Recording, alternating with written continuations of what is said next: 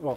Vous vous souviendrez donc que la semaine dernière, on avait travaillé sur un certain nombre d'enluminures carolingiennes pour montrer le rapport du texte à l'écriture et montrer comment la fabrication de l'enluminure elle-même permettait de mettre en perspective une contemplation de l'écriture, de la lettre et de la prière. Il y avait donc à ce moment-là une double démarche qui était la démarche de l'écrivain, du scribe, et la démarche du spectateur qui contemplait la parole divine. Vous vous souvenez de ces images-là, de ces entrelacs, de l'effort qui s'est fait dans la tradition irlandaise, essentiellement, pour arriver à donner au texte une dimension visuelle, une dimension esthétique, une dimension graphique. Je ne vous avais pas montré cette image-là la dernière fois. Elle me paraissait intéressante dans la mesure où c'est une enluminure qui date du IXe siècle, c'est-à-dire qui renvoie directement, elle est contemporaine de Charlemagne et des Carolingiens, de Louis le Pieux et compagnie. Qu'est-ce qu'elle nous représente ici? Elle nous représente Saint Grégoire en train d'écrire. Alors, je sais que vous avez tous Saint Grégoire comme livre de chevet, ce qui vous permet de vous endormir très vite. Je rappelle que c'est un des grands réformateurs de la tradition chrétienne, quelqu'un qui a imposé, outre le calendrier grégorien, une refonte de la liturgie extrêmement importante et qui est aussi connu essentiellement pour des commentaires bibliques. La stratégie qui est mise en place ici est assez intéressante parce que c'est celle qu'on va retrouver dans les questions de l'écriture. Vous voyez Saint Grégoire, vous le reconnaissez, il a son auréole, avec la main sur un livre. Il est en train de lire le livre et il est en train de faire le commentaire de ce livre. Ce commentaire, ce n'est pas lui qui le dit.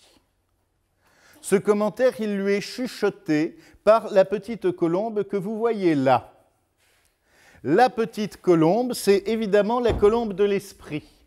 Ce qui revient à dire que Saint Grégoire, comme commentateur de la Bible, est directement traversé par l'esprit. Il est le vecteur de la parole divine, le vecteur de l'explication divine. Et derrière ça, vous voyez quasiment caché derrière un rideau, un moine, reconnaissable à sa tonsure, qui est muni d'une sorte de raquette, qui est en fin de compte une tablette de cire sur laquelle il prend à la volée les paroles de Saint Grégoire. Alors pensez qu'on est en train de faire des livres sur des commentaires oraux et qu'on est toujours dans ce rapport de l'écrit au parlé qui fait par exemple que la Bible, qui est le livre par excellence, se termine par l'Évangile, qui est la bonne nouvelle, la bonne parole. Et vous voyez qu'on est toujours dans ce jeu d'aller-retour. Ce qui me paraissait intéressant à ce moment-là, c'était de vous présenter ce personnage de Raban mort. Raban, c'est un nom d'origine germanique qui veut dire le corbeau, ce que vous retrouvez dans l'allemand actuel Rab ou dans l'anglais Raven. Donc c'est le corbeau mort, noir. C'est assez intéressant de voir un personnage qui a comme animal totémique le corbeau noir se mettre à écrire quelque chose qui sera par exemple pour nous les louanges de la Sainte Croix. Ça serait plutôt le travail d'une colombe, à y réfléchir. Néanmoins, c'est quelqu'un d'extrêmement important puisqu'il se situe, je dirais, à l'apogée de la réforme carolingienne. Vous vous souvenez vaguement de Charlemagne, je vous le rappelle, couronné en 800. C'est bien Charlemagne. Vous avez Roncevaux le 15 août 778 et vous avez le couronnement de Charlemagne à Noël 800 à Rome, ce qui est bien pratique. Charlemagne, c'est la Renaissance. Surtout une renaissance économique et politique, due au fait que, tout jeune, Charlemagne a pu s'emparer du trésor d'une bande de conquérants, comme les Francs, les Huns, les Burgondes, les Vandales, etc. Mais Charlemagne les a arrêtés en cours de route et s'est emparé de leur butin, qui a fait un apport d'or, de pierres précieuses absolument extraordinaire, tout à fait comparable à celui que sera l'apport d'or au siècle d'or en Espagne. Vous avez donc une sorte d'explosion économique, de possibilité pour l'État d'avoir les moyens de ses ambitions, ce qui va permettre à Charlemagne d'amplifier son royaume, de l'unifier, de faire des réformes politiques, économiques, religieuses extrêmement importantes. Parmi ces réformes, vous le savez, c'est ce sacré Charlemagne qui a inventé l'école, la mise en place à Aix-la-Chapelle, je dirais, d'une sorte d'école supérieure où vont se retrouver les plus grands intellectuels ou les enfants les plus prometteurs de leur temps, et qui vont apprendre un latin d'une pureté et d'une hauteur de langue qu'on n'avait quasiment pas vu depuis Virgile. La preuve, si c'en est une, Alcuin va être surnommé Virgilius Maro, c'est-à-dire Virgile, Charlemagne sera évidemment Auguste, et toute une série de poètes de premier ordre de l'Empire carolingien auront des pseudonymes qui seront les pseudonymes des grands poètes latins du siècle d'Auguste. Alors, ce qui est intéressant, c'est de voir cette fonction de rabbin-mort que voyez d'abord élève, ensuite écolâtre, puis abbé de Fulda. Écolâtre, si vous voulez, c'est le préfet des études. C'est d'abord un pédagogue de tout premier ordre. Et après avoir été abbé de Fulda, il se retrouvera archevêque de Mayence, avec des hauts et des bas et des relations extrêmement complexes au pouvoir. Il est peut-être nécessaire de revenir sur le couronnement de Charlemagne. Si vous vous souvenez un petit peu, moi on me racontait ça à l'école primaire, Charlemagne n'était pas content, il était tout surpris de se faire couronner par le pape. Évidemment, un empereur considère qu'il est d'une certaine façon le chef suprême et devrait être capable de recevoir son titre d'empereur ou de ses soldats qui le reconnaissent comme un chef ou de lui-même qui s'empare du pouvoir. À partir du moment où c'est le pape qui, en cachette, sur la pointe des pieds, vient lui poser une couronne par derrière pour lui faire une surprise, qu'est-ce que cela veut dire ? Cela veut dire que le pouvoir du pape est supérieur à celui de l'empereur, que le pape fait les empereurs et que l'empereur doit respect au pape. Et là, vous avez toute la base de l'opposition entre les deux pouvoirs temporels et spirituels qui va durer jusqu'à la fin du Moyen-Âge. Toutes les bagarres que vous avez entre les Guelfes et les Gibelins sont héritées de ces questions-là. Même la haine séculaire entre les Montaigus et les Capulets vient de cette histoire-là et vient du fait qu'un soir, le pape a couronné par surprise Charlemagne. Tout cela, on est dans la même dimension. Alors, rabbin-mort, vous en voyez ici une représentation, mais en fait, on est surtout encore dans la représentation de Grégoire. Et voici l'épître dédicatoire des louanges de la Sainte Croix.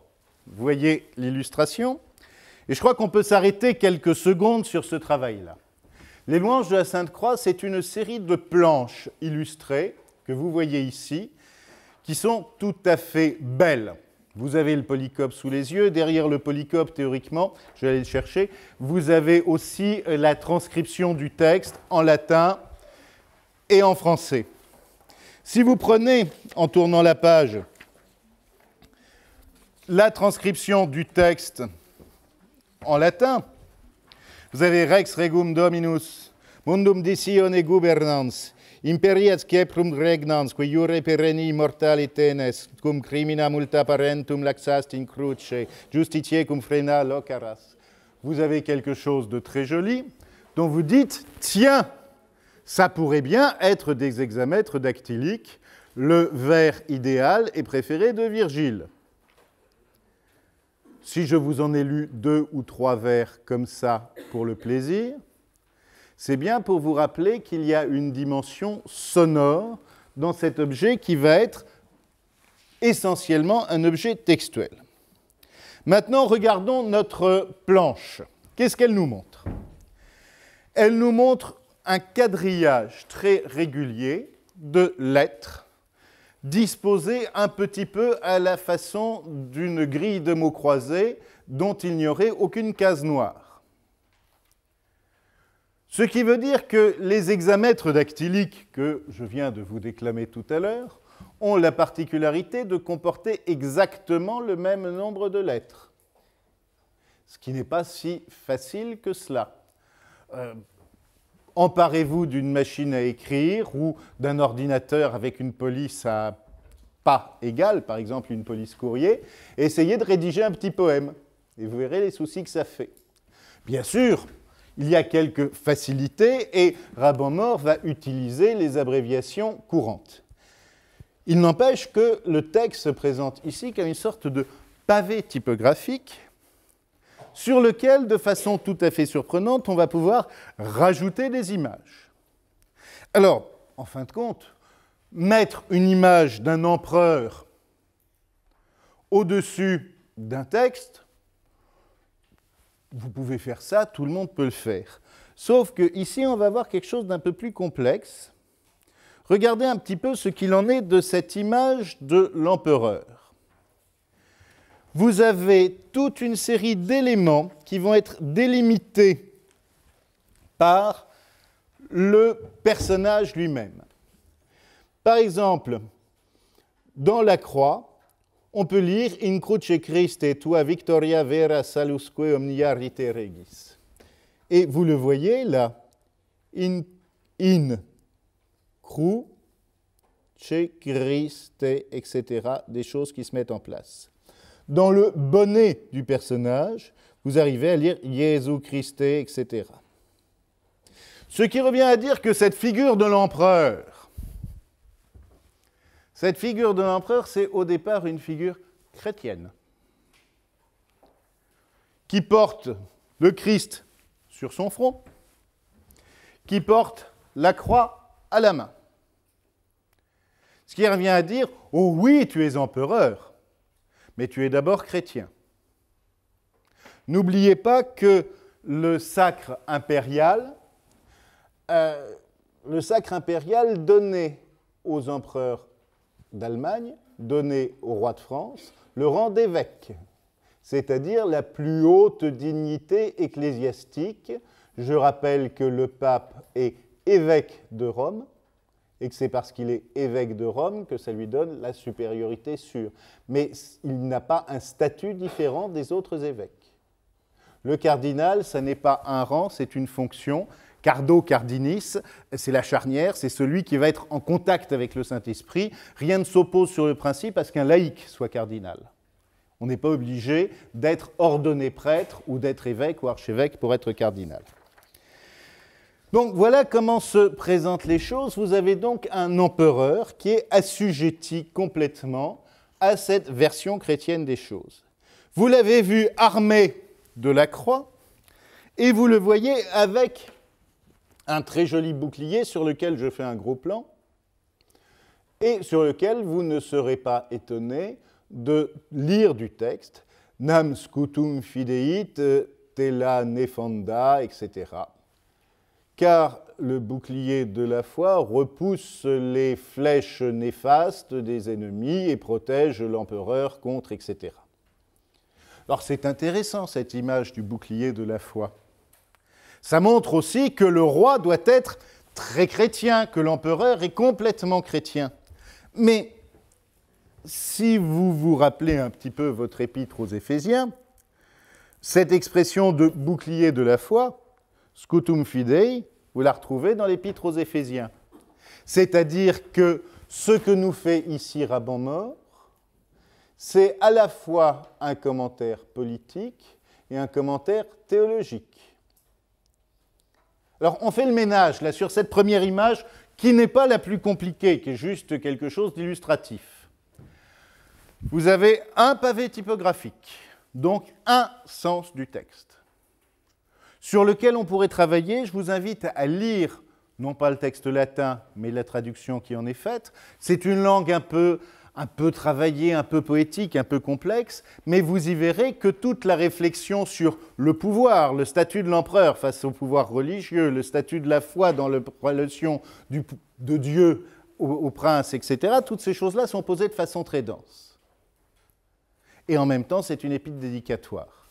Donc le texte en lui-même est un texte riche, dans lequel on va faire un découpage qui va développer un nouveau sens Donc essayez d'imaginer un texte dans lequel vous feriez des découpages et qui développerait vous-même un nouveau sens. Est-ce que vous vous sentez capable de faire ça? Est-ce que vous imaginez la difficulté que ça représente? Et ce découpage textuel va nous donner en plus un découpage proprement iconographique, va nous donner à voir. Donc on est en ce moment sur 3 strates de sens simultanés. Et les bavards que vous êtes, peut-être certains d'entre vous, se sont souvent aperçus de la difficulté qu'il y avait à pouvoir dire 3 choses en même temps. Le vrai bavard se coupe la parole, et Raban-Maur, qui n'est pas un vrai bavard et qui est vraiment inspiré, est capable, lui, de dire plusieurs choses en même temps, ce dont nous sommes tous évidemment effroyablement jaloux. Prenons l'image suivante, le Christ. C'est logique. Une fois qu'on a eu l'empereur, c'est-à-dire le pouvoir temporel, on arrive au pouvoir spirituel. Il n'est pas dans votre illustration, le Christ. Là, je vais vous donner à peu près une vision de l'ensemble des planches de Raban-Maur. Ce Christ, il est représenté comme tout-puissant, il est représenté comme nu, avec juste son périsonium, alors que le prince, l'empereur, était vêtu, mais en même temps, c'est le Christ qui est le plus puissant. Et regardez ce qu'on a sur ce Christ. Notre texte met déjà une autre série de choses qui se mettent en place. Sur l'auréole, vous arrivez à lire « Rex regum » et « Dominus », le DNS correspond à « Dominus Dominorum », le roi des rois et le seigneur des seigneurs. Faire passer le Christ nu après l'empereur vêtu, c'est aussi rappeler que c'est lui qui gagne, il est Rex regum. Ensuite, vous avez dans la chevelure du Christ, en partant de là, vous arrivez à lire « Iste est rex justitiae ». Celui-ci est roi de justice. Et vous voyez en même temps la réflexion politique qui sous-tend tout ça, puisque la justice est de toute façon plus puissante que la force, plus légitime que la force. L'empereur était du côté du sabre, le Christ, comme figure du pouvoir, est du côté de la justice. Et regardons en plus que vous avez 3 lettres qui sont données et qui vont être l'alpha et l'oméga que vous voyez ici, et le M de Amen. Le Christ va être commencement et fin. Il est l'alpha et l'oméga. Bon, jusqu'ici, ça va. Vous voyez comment on arrive à faire passer du message politique, du message esthétique, du message religieux. Vous me direz, est-ce que c'est de la prouesse? Oui, vous me direz peut-être, est-ce que c'est vraiment de la poésie? Pour le moment, on n'a pas eu tellement le temps de le faire, et je n'aurai pas le temps, dans le cadre d'1 heure de cours avec des images, de faire l'explication de certains passages. Allez regarder, vous l'avez dans votre polycope, il y a des choses extrêmement fines, extrêmement profondes. C'est une belle langue, c'est une belle pensée, c'est certes une poésie didactique qui vise à instruire, mais c'est quelque chose de nourrissant. Ce qu'essaye de faire Raban-Maur ici, c'est bien méditer sur la croix. Méditer sur la croix, ça veut dire beaucoup de choses.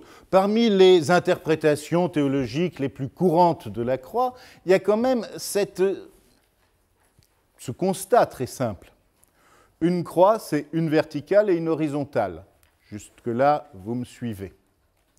C'est l'immanence, ce qui est au milieu de nous, ce qui est terrestre, et la transcendance, ce qui monte vers le ciel et ce qui aspire à de plus hautes destinées. Réfléchir sur la croix, c'est réfléchir sur l'homme au milieu des hommes et sur l'homme face à Dieu. Et à ce moment-là, vous comprenez que fortuitement, cette dédicace à l'empereur, cette présentation du Christ, nous mettent l'une et l'autre dans cette dynamique de l'horizontal et du vertical. Maintenant, regardez cette croix. Le texte se présente comme une série de 4 carrés, et si vous arrivez à lire, chacun des angles et chacun des milieux de chaque côté commence par la lettre O et commence par une invocation. O crux qui excellis tota et dominaris Olympos. O croix qui est au-dessus de tout et qui domine l'Olympe. Alors ça, c'est joli. C'est un vers comme un autre, on aura le même en bas, tout en bas. Et vous apercevez que, tiens, ça va être amusant. Au lieu de simplement découper dans le texte, on va faire un acrostiche. C'est-à-dire que sur notre texte, les premières lignes, les premières lettres de chaque vers vont nous donner à cet endroit-là encore une autre série, O crux qui, etc. Ça, on appelle ça un acrostiche. Facile. Mais vous avez la même chose à la fin. Comment appelle-t-on cela? Un télestiche. En fait, ce texte latin, anaphorique, puisqu'on retrouve toujours l'exclamation « au crux » partout, va être à la fois acrostiche, télestiche, et comme il y a ça au milieu, mésostiche. Acro, méso, télé, stiche, S-T-I-C-H-E, stikos, le vers. Donc vous voyez qu'on a quelque chose de relativement intéressant. Et là, je vais vous en proposer une série, toujours en forme de croix. Là, c'est plus amusant.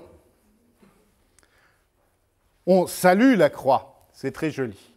Mais si vous regardez, on arrive à quelque chose de plus. Toujours notre texte de base. OK. Toujours des morceaux qui délimitent du texte. OK.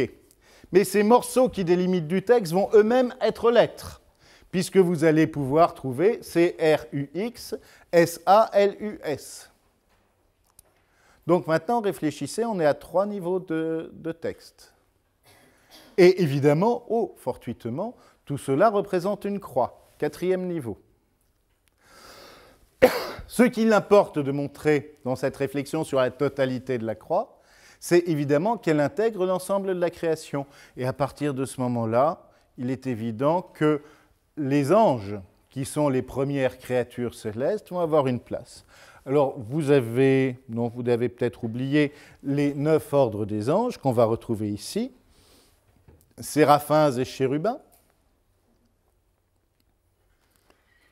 que vous lisez dans le C, Séra, P-H-I-N, le chérubin de la même façon, Ker-Ubin, les archanges et les anges. Et vous allez avoir ensuite les vertus, les puissances, les trônes, les principautés et les dominations. On oublie souvent les principautés. Et avoir le sourcil froncé de plusieurs d'entre vous, vous ignoriez peut-être qu'il y avait 9 ordres des anges. Il y en a 9, et pas simplement 7. On oublie souvent les puissances, les trônes et les dominations. Donc quelque chose d'intéressant qui permet de mettre en place la perspective de la création. Continuons. Les chérubins. Ils sont jolis, je n'épiloguerai pas sur eux. Les 4 carrés et l'édifice spirituel qui constitue la maison de Dieu. Alors, parler de la maison de Dieu, qu'est-ce que ça veut dire? Ça veut dire 2 choses.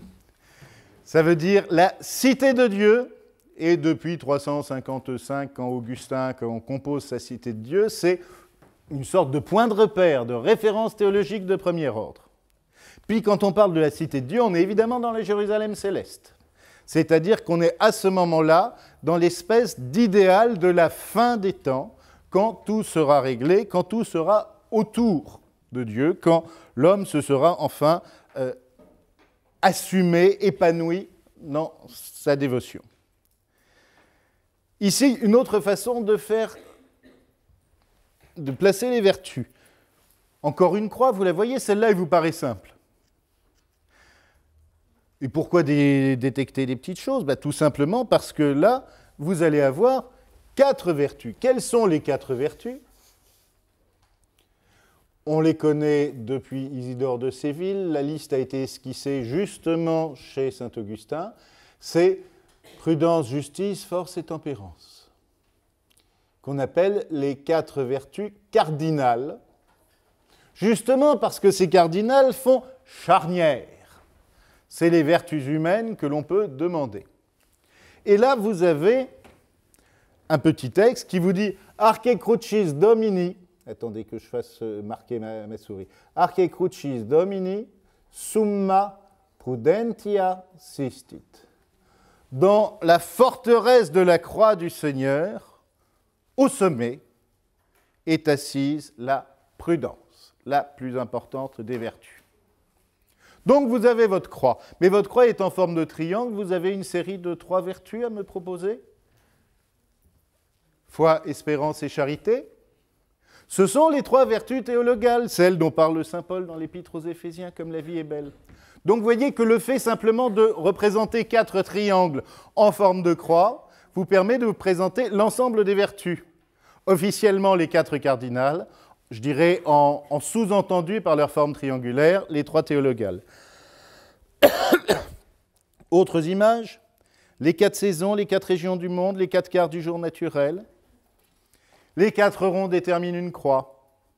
Mais en même temps, le cycle des saisons, le cycle du temps, tout ce qui relève du latin orbis, le cercle, va participer de l'exaltation de Dieu en tant qu'individu parfait. Et on sait très bien que, depuis Aristote, c'est le cercle qui est la perfection.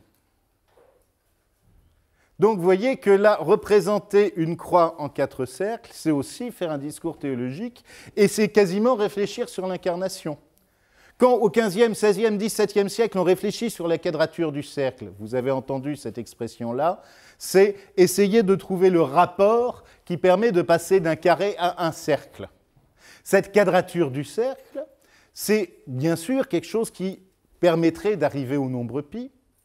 Comment délimiter la même surface ou comment délimiter une surface différente avec un même périmètre? Quelle est cette proportion? Cette proportion, c'est pi, mais c'est littéralement incommensurable, impossible à cerner. Mais ça revient à dire que la perfection circulaire de Dieu, c'est incarné dans un homme qui est fait de 4 éléments, de 4 humeurs, de 4 saisons, etc. Mesurer la quadrature du cercle, c'est prendre une mesure arithmétique de l'incarnation. Et évidemment, c'est impossible. Donc faire une croix dans un carré avec des cercles, c'est aussi parler de l'incarnation. Là, vous avez les 12 mois, avec cette fois-ci des croix pactées. L'intérêt de 12, regardez, 12 mois, 12 signes du zodiaque, 12 vents, les 12 apôtres. Et je vous rappelle que les 12 apôtres donnent lieu aux 12 versets du credo. Et toutes ces choses-là font quelque chose de cohérent. Les jours de l'année, de la même façon, qui sont divisibles par 4, plus le C. Le nombre 70, j'en fais passer une série, on pourrait s'arrêter. Les saints libres de Moïse, vous connaissez ce qu'on appelle le Pentateuque. Justement, ça s'inscrit dans un carré. Le Pentateuque, c'est les 5 premiers livres de la Bible qu'on voit ici, la Genèse, l'Exode, le Lévitique, les Nombres et le Deutéronome. C'est ce qu'on appelle le Pentateuque. C'est d'ailleurs une des parties qu'on a complètement en commun avec la tradition juive. Adam, premier homme, en croix toujours. Les jours de la gestation du Christ et la signification du nombre. Celui-là, on va s'arrêter un peu plus dessus parce que là, il me paraît aussi assez marrant dans la mesure où vous avez un texte, on ne s'en occupe même plus, mais ça vaudrait le coup, je le rappelle, une croix qui est représentée par des chiffres grecs ou par des lettres grecques. Les lettres veulent dire quelque chose, mais chacune... Mais vous savez qu'en grec, ce sont les mêmes signes qui vont donner des lettres et des nombres. Ici, vous avez un qui correspond à 1000. Et si je vous reprenez la figure de la croix, vous voyez que vous en avez 4. Donc 1000 multiplié par 4, 4000. Vous avez un tau qui correspond à 300 et qui correspond à la charité. Je vous rappelle que cette lettre tau, elle est assez importante puisqu'on la retrouve entre autres dans les prophéties de Daniel. Vous avez le zeta qui correspond à l'espérance et qui lui aussi multiplié par 4. Et au centre, un... Je ne sais plus comment elle s'appelle cette lettre, c'est pas grave. Un helléniste pour me dire comment s'appelle cette lettre. Un gamma? C'est merveilleux. Donc on a un gamma, merci, au centre, qui correspond à la lettre 3, qui renvoie à la foi. On additionne le tout, et on a 5231, le nombre d'années entre la création et la passion. Le monde est bien fait, n'est-ce pas? Et regardez ce que l'on a au centre de ce gamma, les lettres de Jésus.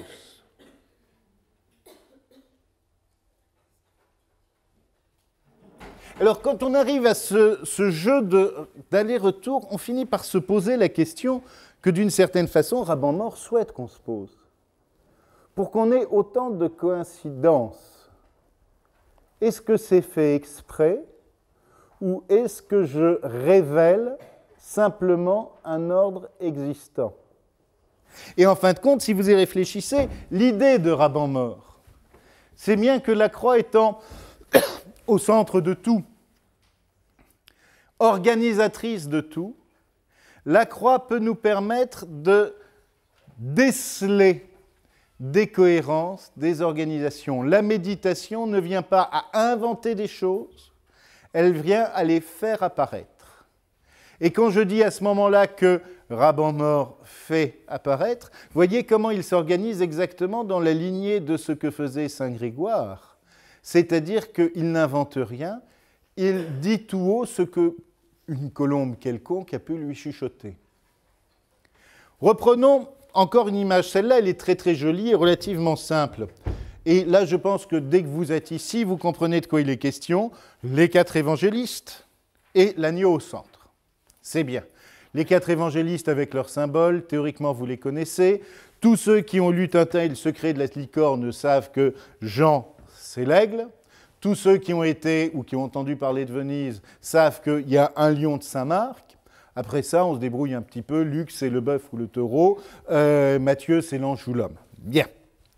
Donc, on comprend bien qu'il y ait l'agneau pascal au milieu de tout cela. Mais là où ça devient plus amusant, c'est quand on prend chacun des personnages, chacun des attributs des évangélistes, qui va être représenté par son symbole. Vous avez Marcus Regem Signat. Marc signifie la royauté, avec un lion qui est un peu en peluche, avec des petites oreilles en forme d'aile ou des petites ailes en forme d'oreille, qui est très joli. Et en dessous, vous avez un petit texte dans un phylactère, Vox Clamentis. Ce n'est pas le tout à fait premier verset de l'évangile de Marc, mais c'est le premier verset qui raconte une histoire. La voix de celui qui clame dans les déserts, c'est Jean-Baptiste. Et c'est Marc 1, verset 3 ou 4. De la même façon, l'aigle de Saint Jean, on en avait parlé il y a 15 jours, va être présenté comme spécifique à Saint Jean, et in principio erat verbum. Premier verset de l'évangile de Jean. Matthieu va être représenté par un homme, et l'est lui aussi, avec Liber Generationis, c'est-à-dire le livre des générations, le livre généalogique de Jésus. Enfin, vous aurez Luc, qui est le seul à raconter l'histoire de Noël, et qui commence par « Fuit in diebus Herodis », c'était pendant les jours d'Hérode que commence le grand recensement. Donc c'est mignon, puis au centre on a l'agneau pascal, qui ne nous pose pas de difficultés majeures. Bon, maintenant réfléchissez-y, c'est joli, on a les 4 évangiles qui sont comme inclus dans un texte, au moins par leur début, on a les 4 évangélistes présentés, on a une croix. On pourrait se dire, on est là déjà à 2 ou 3 ou 4 niveaux de texte, comme d'habitude. Mais ce texte-là, il est cohérent, entre autres par la disposition des symboles évangélistes. Regardez que celui qui parle de la génération et de l'humanité terrestre, c'est Matthieu, il est en bas. Celui qui s'élève in altitudinem, qui est Jean, il est en haut. Après ça, vous avez quelque chose à réfléchir sur Marc d'un côté et Luc de l'autre. Marc d'un côté est signalé comme la royauté. Et à ce moment-là, réfléchissons une fraction de seconde. Le lion, c'est l'emblème de Saint Marc, mais avant, c'est l'emblème de Juda, c'est-à-dire de la famille royale d'Israël. Et à ce moment-là, on comprend mieux que le bœuf de Luc renvoie au pontificat, à la papauté. Qu'est-ce que vous avez dans cette représentation des évangélistes? La dimension verticale qui va de l'homme à Dieu, mais une dimension chronologique qui va de Marc, du temps des rois, de l'ancienne loi, au Christ, central comme d'habitude, sous forme d'agneau, à la papauté qui le continue. Vous avez donc un axe chronologique qui est mis en perspective, et donc ce ne sont pas simplement de jolies images. Les noms de l'esprit, ça c'est encore autre chose. Les béatitudes des évangéliques. Le nombre 40, je vous rappelle qu'il y a très souvent des séquences de 40. Le nombre 50, qu'il y a aussi. Le nombre 120 et sa signification mystique, bizarrement c'est 4 fois 3. Le nombre 72. Et ici, un autre travail intéressant, où vous allez reconnaître là aussi divers niveaux de texte. Alors, j'en vois quelques-uns qui sont perplexes. Rassurez-vous, on ne va pas toujours travailler en latin et en grec. La semaine prochaine, on travaillera en occitan, ça nous changera un peu les idées. Puis on arrivera au français, promis, ça viendra. Mais là, ce qui me paraît intéressant, d'autant que je ne vous raconte pas, hélas, ce qu'il y a dans le texte, c'est la façon dont il s'organise. Notre texte grec représente ce qu'on appelle le chrisme, C-H-R-I-S-M-E, c'est-à-dire le petit logo qui, dans toute la tradition paléochrétienne, représentait le Christ. C'est une sorte de montage, de monogramme des lettres chi et rho que vous voyez ici. Mais notre chrisme, il va être fait avec du texte, avec une suite de lettres grecques et avec un texte grec. Alors, on arrive d'une part à avoir « O Christos et Jesus », le Christ sauveur, et ensuite, à l'intérieur du texte, quelque chose qui nous renvoie aussi à une autre signification. On travaille donc, une fois de plus, à 4 niveaux de texte.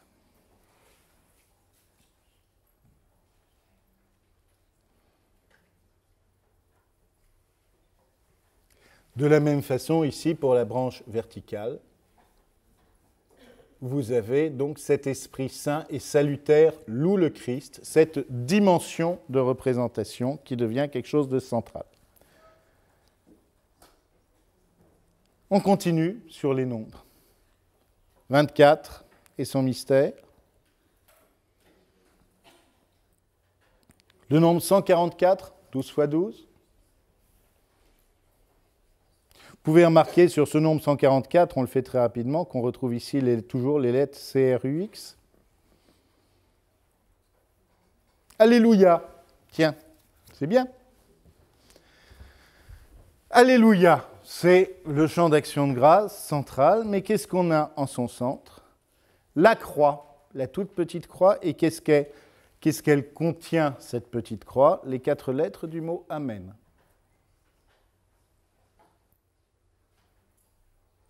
Donc vous voyez comment tout cela se met en place constamment de façon chronique. Ici, les paroles des prophètes à propos de la passion du Christ. Et un texte qui va nous être mis en vertical et en horizontal. Vous arrivez à le lire ici. Superis crux huic est, et vous vous apercevez qu'en vertical, c'est la même chose. Alors, faire un hexamètre latin, c'est bien, c'est facile. Le faire à la verticale, c'est peut-être un peu plus complexe. Le faire se croiser en forme de croix, ça participe de cette dynamique. Continuons rapidement. Je fais encore passer des choses. Les paroles des apôtres sur le même sujet dans le Nouveau Testament. Regardez ce qu'on a en texte vertical et en texte horizontal. Nisosei et sionos artemibit et audit. Je lui donne mon art et mes efforts, sa gloire s'exprimera dans mes chants. Et Jésus, si je te donne mes vers, je te fais résonner dans mes chants. ce que vous voyez ici, c'est que notre texte va être un palindrome. Vous connaissez le mot du palindrome? C'est quelque chose qui peut se lire de gauche à droite et de droite à gauche. On connaît traditionnellement les villes de Laval et de Noyon et la ville de C, ça se lit de gauche à droite et de droite à gauche. Et puis vous avez appris aussi, Ésope reste ici et se repose. Bon, ça fonctionne, c'est intéressant. Mais là où ça peut être intéressant, c'est d'avoir des palindromes irréguliers comme celui-ci, c'est-à-dire un texte différent selon qu'on le lit de gauche à droite ou de droite à gauche. Ici, vous avez Nisus et tionos artemi bitet odit. Et si vous regardez, vous pouvez, en renversant cela, Tido, Te, Bibi, etc., avoir Metra, Sono, Ischie. C'est la même chose qui nous est donnée. Cette ligne-là et cette ligne-là sont la même, lues de gauche à droite et de droite à gauche. Alors, ça nous amène à une réflexion supplémentaire, peut-être sur la réversibilité du sens.